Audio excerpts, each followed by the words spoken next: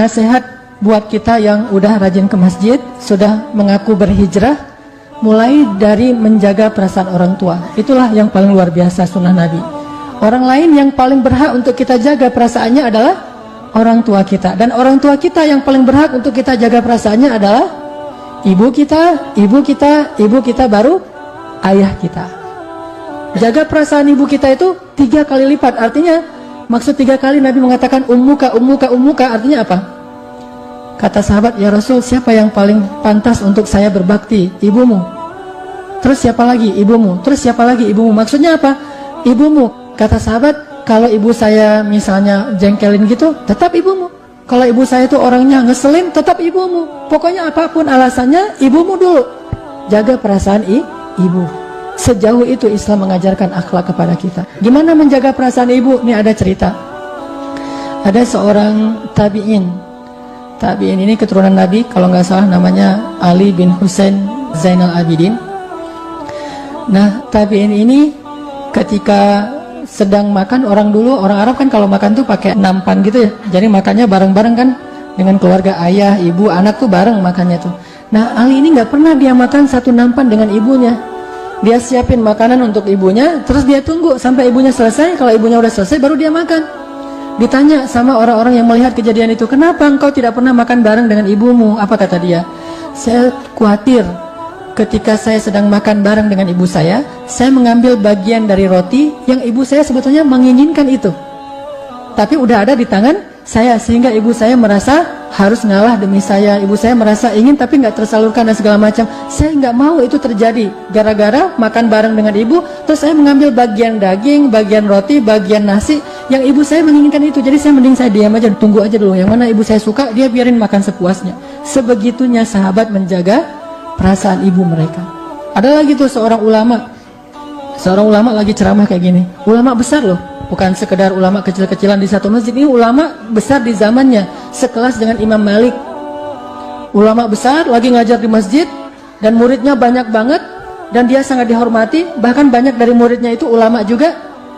Lagi ngajar di masjid, sore-sore gitu, tiba-tiba ibunya, karena rumahnya dekat dengan masjid, ibunya keluar terus manggil-manggil dia.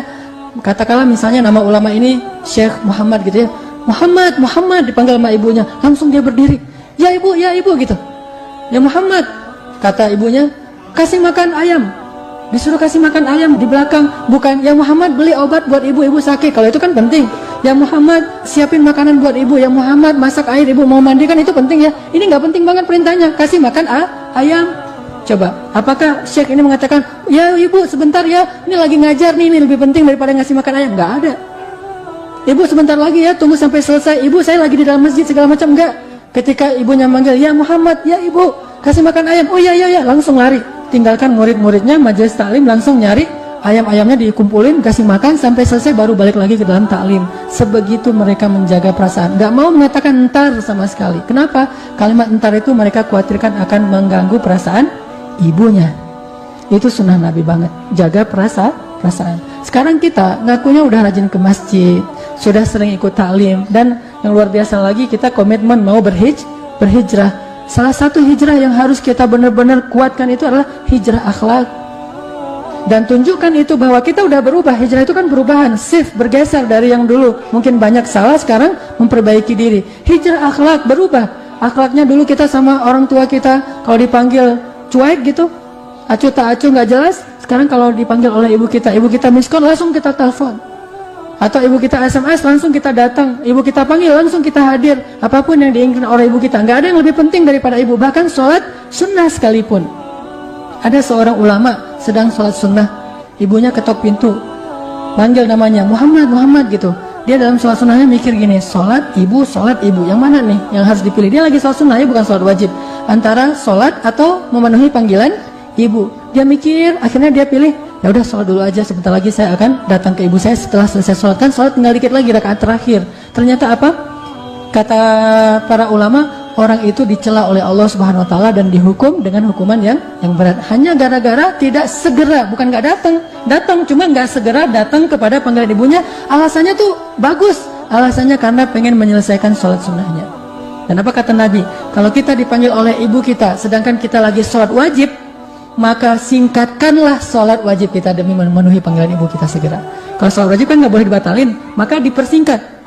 Lagi sholat zuhur di masjid, ternyata misalnya ibu kita miss call gitu, dan ringtone-nya tuh ringtone ibu kita tahu misalnya, ini ibu saya nih yang miss call. Langsung sholat kita itu bacanya Al-Ikhlas. Al-Ikhlas dibagi 2, 1 rakaat Qul huwallahu ahad, 1 rakaat Allahus samad. Udah, pengen cepat-cepat pulang memenuhi panggilan ibu, itu Allah ridho banget tuh kayak gitu. Jangan bilang lebih mementingkan ibu daripada Allah. Bukan, justru Allah yang nyuruh kita mementingkan ibu daripada Allah sendiri. Coba, kayak gimana Allah menghargai perasaan seorang ibu. Maka seorang anak itu, kata Allah, fala taqul lahuma uff.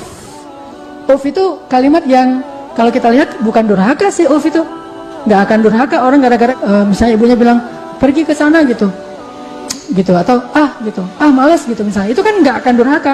Tetapi itu pesannya itu bukan masalah dosa besar, tetapi masalah ngejaga perasaan orang tua. Jangan sampai kalimat yang kayak gitu aja kita ucapkan sehingga membuat orang tua kita menjadi sedih karenanya, membebani orang tua kita. Ini namanya sunnah sariroh, sunnah perasaan Nabi untuk menjaga perasaan orang lain.